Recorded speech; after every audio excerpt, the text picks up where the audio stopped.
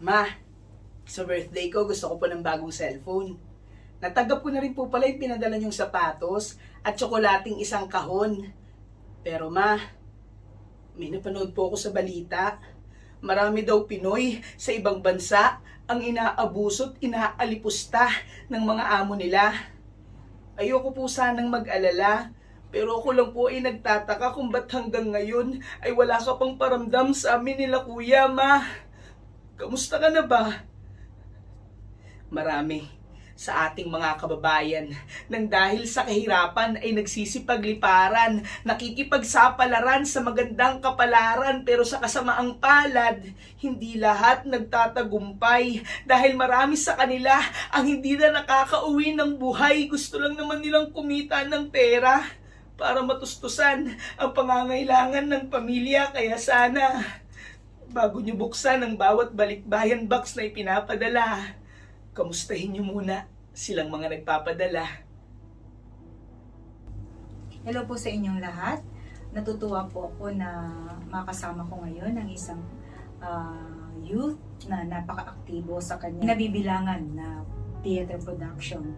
Siya po isang aktor sa Genesis to Jesus Theater Production at kasalukuyan po na meron silang project ngayon na ginagawa. Yes, no? po. Sabi mo nag-start ka year 2019 sa Genesis to Jesus, di ba? So Yes. before ka nag-start sa Genesis to Jesus, ano yung typical na buhay mo? Ano yung ginagawa mo? Yun po, Nag-aaral ka ba? normal na rin po na student. Mm. Pero ay, not totally normal, pero active student din po talaga ako. Mm. Sumasali na po ako sa mga community activities, mga church, nagsiserve din po ako sa church, nagko-choir. Pero nung nag-start mag-college, parang na-lesson po kasi parang finocus ko po sa pagka-college kasi ang hirap. Mm. Kaya parang medyo tinalikuran or hininto ko po yung pagiging active ko sa pag-serve. Naglaylo ka. Medyo naglaylo. Parang nagpahinga po kasi medyo napagod din yung katawang lupa ko. Oo. Kasi sobrang active ko po talaga lahat ng activity sa street namin, sa simbahan, sa school, sinasalihan ko. Kaya nung nag-college po, medyo huminto po muna ako. Anong course mo sa Ambience accountancy po. mahirap talaga yan. Mahirap talaga yan. Talagang kailangan talaga ng focus talaga dyan. So, naging aktibo ka pala talaga. Opo. So, sa simbahan, anong ministry yung pinasukan mo? Youth po and choir po, youth choir po.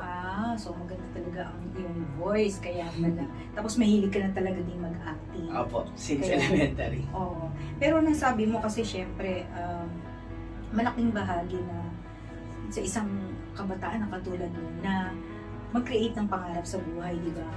Opo. Magkaroon ng mga pangarap kasi syempre yun yung nagiging motivation mo para mag-drive ka talaga magsikap, ganyan. Pero sa family mo ba, kumusta ang relationship mo sa family mo? Ayun po, personally po, lumaki po akong walang tatay or paternal father net po. Wala po akong ganun. Nagpapalaki lang po sa akin mga tita, lolo ko po karag.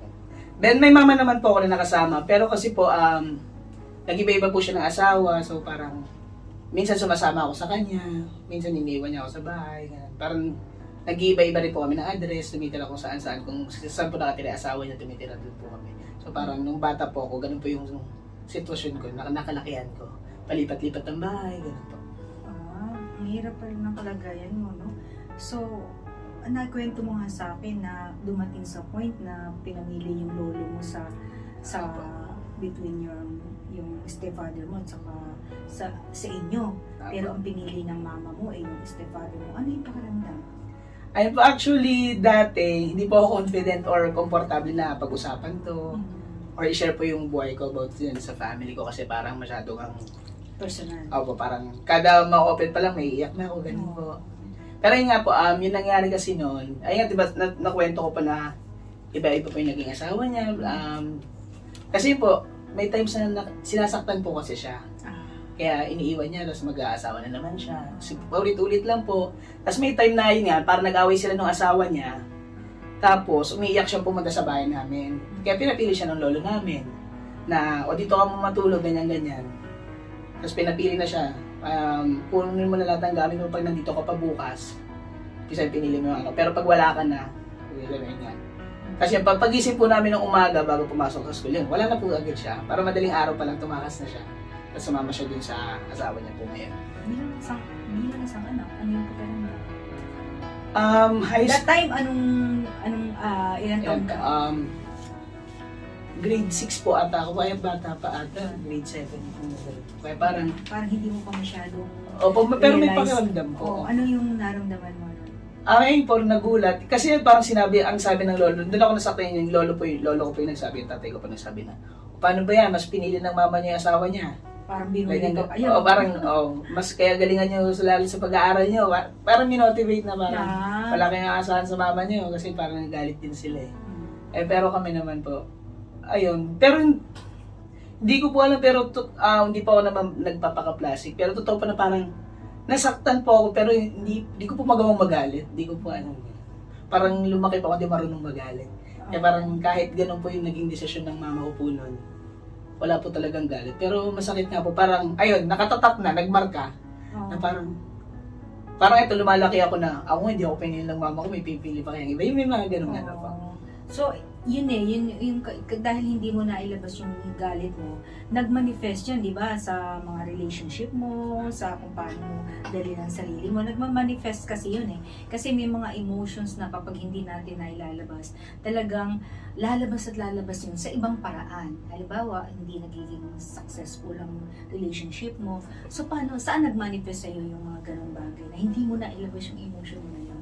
Ang ano ko po, siguro naging positive po yung pag-manifest niya sa buhay. I mean, sa halip ginawa na mo maging, siyang motivation. yes po, parang sa halip na maging distraction po siya. Parang ayun po yung nag-eager pa po sa akin na talagang pagsikapan po. Tsaka siguro po malaki pong tulong talaga yung lumaki ka sa simbahan or lumaki ka sa pagsuserve. Kasi noong mga panahon na po na parang nga wala na akong ibang, yung dumating po ako sa punto na parang yung sarili kong tahanan is hindi ko na parang matuloy na tahanan. Parang yun. Kaya mas masaya ako sa labas, nagsiserve. Pero dahil nga sa simbahan ako napunta, so yung mga negativity na nangyari sa buhay ko, nagtuturn into positive. Tapos ayun nga po, tulad na sabi ko po kanina, hindi po ako komportable na magkwento about sa buhay ko. Pero yung simbahan po yung una nagpakwento sa akin.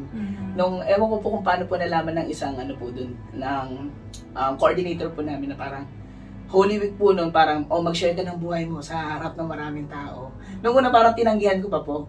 Pero nung gumagawa na, parang sa mga sugat ni Jesus, parang gano'n po yung sinisimbolo niya. Tapos ako po yung isa sa napili na mag-share ng kwento ng buhay. Tapos po, nung sinari ko na siya sa harap ng maraming tao sa simbahan po ng Pola, iniyak ko parang yung mga ilang taon na hindi ko iniiyak, doon ko po naiyak. Habang na, tapos makikita ko na lang umiiyak yung mga tao.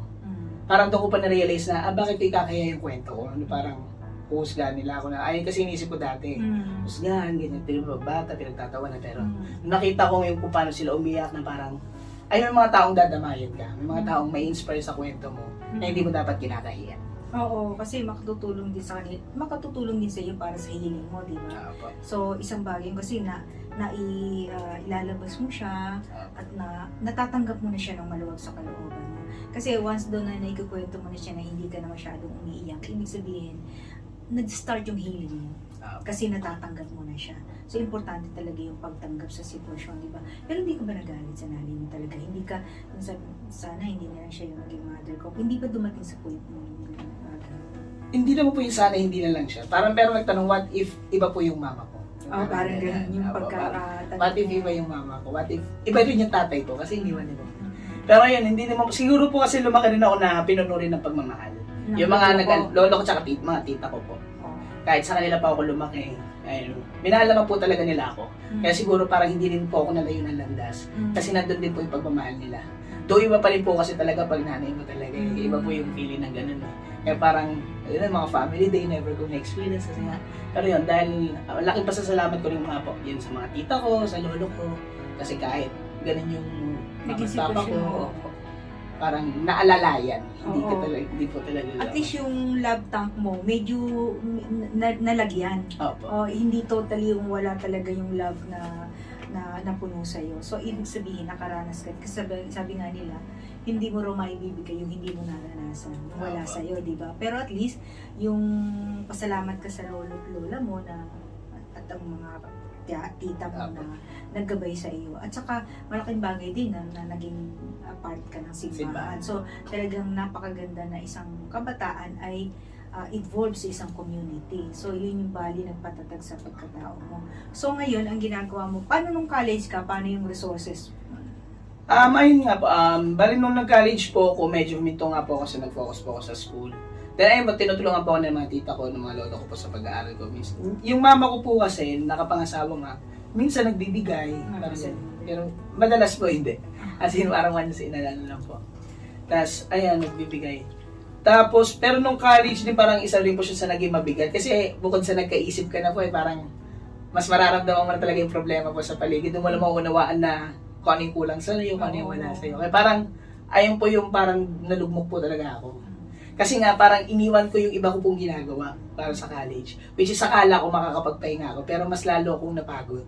Emotionally, kahit hindi physically, pero emotionally. Kasi wala akong iba na pagbabalingan. Kasi nga po yung course ko mahirap. So parang may times na gusto ko nang sumuko, kasi wala akong ipang napagbabalingan ng hobby, ng mga kaibigan ko na parang gano'n. Ayun, sa bahay lang, tapos sa kaibigan, school, parang ganun lang. Kaya hindi na ako nag-active. Kaya parang doon po ako, parang lalo ako na-down nung lalo akong napagod nung wala na akong sinasalihan. Kaya, ayun po, 2018 po yun to 2019. Hanggang sa nakasali na nga po ako sa GTG. O yan, tungkol dyan sa Genesis to Jesus, gaano kalaki ang impact sa iyo ng Genesis to Jesus? Sobrang laki po. Ayun nga po kasi, bukod sa pagsiserve ko nga po sa simbahan dati pa, yung passion ko po talaga is nasa pag-arte, pagpa-perform po to be specific. Lahat ng mga activities sa school, sayaw, kanta, arte, kung ano sinasalihan ko. Pero nahinto nga po nung nag-college. Pero nung nag-GTJ, nanumbalik po, para kasing, di ba nasa BS accountancy po ako, para feeling ko nalayo na ako eh. Oo, yung sa pinaka-core mo talaga. Nalayo na ako kasi, ito na eh, parang pagpatuloy ko na to, sayang ilan taon na pinag ako, hindi ko pagpapatuloy yung account. Pero nung nag-GTJ po ako, nanumbalik po lahat. Yung feeling yung na energy mo lumabas. Nakakapag-serve ka at the same time nagagawa mo po yung passion mo. Kaya sobrang laking turning point po nung pagpasok ko sa GTJ. Kasi na-dig talaga kung ano yung passion mo, yung hilig mong gawin eh. Ito talaga yung kumbaga talagang gagawa si Lord ng paraan para magamit mo yung purpose na binigay niya sa'yo. So, ngayon, marami kayong project na ginagawa. Yes po. Ano ba, nung nag-join ka dito, meron ba kayong ginawang audition? O Ayun po, laking tulong ko rin po sa social media, doon ko po nalaman yung Genesis to Jesus. Actually, tinaglan po ako ng kaibigan ko na parang naghahanap po sila ng mga mag-audition na sumali sa grupo nila. May nag-mention lang sa akin na kaibigan ko kasi alam niya nga na mahilig ako sa pag-arte, ganyan-ganyan. Pero di ko naman po alam na parang about kay Lord or wala po talaga akong idea na basta sumali lang ako. Sabi ko malapit lang sa amin, kaya pinuntahan ko. Tapos yun po yung nag-audition po, ayun, natanggap, nagtuloy-tuloy, tapos ang bilis po ng facing. Kinausap na po agad ako nila Tita Marivic, nila Tatay Loy, nila Tito Je. Na parang pinag-practice na agad, tuloy agad. Parang hindi na ako over, totoo na ba ito? Parang nangyayari na, ganyan-ganyan. Na parang, ayun nga, parang mula sa pagkalunod, sa pressure sa pag-aaral, parang nahatak ulit ako. Malapit na po ako. Naging way ang Genesis to Jesus para Yeah. bumangon ka ulit, para siyempre may pangarap ka. Ano pa yung mga pangarap mo sa buhay? Actually, po talaga ganun kalaki talaga yung pangarap ko, no? Kasi parang sabi ko, magkaroon lang ako na parang, yun di ba, nagmula ako sa pamilya nga na hindi, So, pamilya na talaga, po. Magkaroon ng maayos na pamilya. Saka yung, ang pinakapangarap ko lang po din talaga noon talaga, is, makapag-ano sa sarili kong bahay, matatawag talaga na bahay. Yun po. Tapos, personal naman po, ayun yung talaga maging performer. Namarang nasa puso ko na po talaga yan. Yung pag, umarap sa maraming tao, mag-serve, so, tumulong po sa mga ibang tao. Para masaya po talaga ako pag nakakatulong, may napapasaya. Yun yung pangarap mo talaga. At hindi naging hadlang sa'yo yung kalagayan mo, yung sitwasyon mo sa buhay, dahil dysfunction ng family ka nga, hindi naging hadlang yun para tuparin yung pangarap mo. Baga, ginawa mo siyang tulay para, ibig sabihin, pagbutihin mo pa, para matupad pa yung mga iba mong pangarap. At natutuwa ako sa'yo kasi napakasimple ng pangarap mo, pero napakaganda. Alam ko, natutuwa din si Lord, no, sa mga sinasabi mo. Kasi hindi ka selfish, ang pangarap mo talagang para sa pamilya mo, maging maayos, tapos yung kasi yung pagka umaarte ka, na i-share mo yung talent mo, maraming nabibless at marami rin siguro nai-inspire, diba, sa bilang kabataan. Ngayon, ang daming mga kabataan ngayon talagang nalululong sa bisyo, sa social media na wala namang, kumbaga walang kapupuntahan para bang ganun lang. Ikaw, sa social media, bilang isang kabataan, at itong ginagawa mo ngayon, paano mo iano sa mga kabataan na gamitin nila yung mga bagay na meron sila para sa ikabubuti ng iba, hindi lang para sa sarili nila. Ano yung pwede mong impart sa kanila na values na nasa iyo na pwede mo? Ay po siguro maano ko po yung huwag silang matakot na sumubok. Siguro share ko na lang din po, no, kasi nakaka-proud din po kasi talaga na ay nga po, dito sa Genesis to Jesus, marami rin po ako nasama na ibang kabataan. Invite mo sila. Opo. Doon pa rin po sa lugar pa lang po namin, di ba tulad po sabi ko, mahilig po ako mag-serve, magtumulong. Isa ko po sa nagtayo na parang grupo ng mga kabataan doon, youth organization po sa amin, na kung saan tumutulong din po sa community namin. Parang ang mga age lang po namin noon, 16, 17, 15, pero yung mga projects po namin na nagagawa is talaga nakilala po kami sa barangay kasi for example po, tuwing December, nangangaroling po kami. Tapos lahat po na napangangarolingan namin is binibigay po namin sa street people. Kaya parang yung mga nakakasama kong mga kabataan, syempre pag mga bata gusto nila magkapera tuwing December eh. Pero dahil magkakasama kami, na-inspire kami na yung mga pera, imbis na sa amin mapunta yung pera, doon sa mga hindi pa mga kailangan. Parang masaya tayo pag Pasko eh. Para nasaman natin yung saya ng Kapaskuhan sa iba na mga hindi makakaranas. Kaya yun yung mga kaibigan ko na parang nakatambay lang kami, ganyan-ganyan. Nagkaroon kami ng youth org, nagkaroon kami ng mga ganong project, hanggang sa sumunod, may nag-i-sponsor na po. Pag fiesta, nakakapagpalaro kami sa mga bata.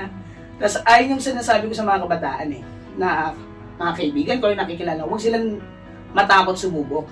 Kasi nakaraan po, may nakausap po ako na from Genesis, na parang dati sabi niya sa akin, Kuya Ethan, kung di mo ako niyaya dito, siguro nag-e-email pa rin ako sa kanto.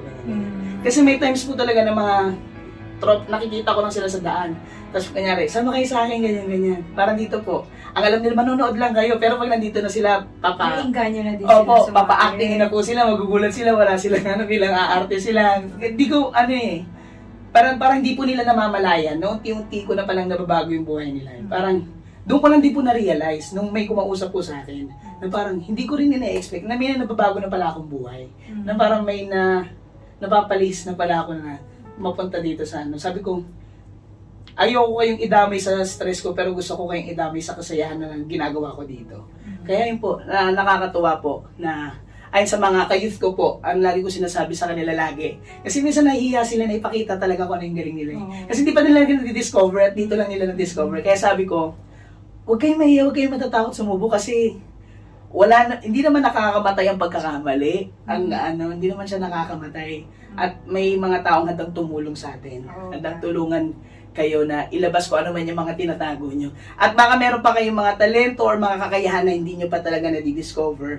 Na baka rediscover. Nasa ibang lugar nyo ma-discover.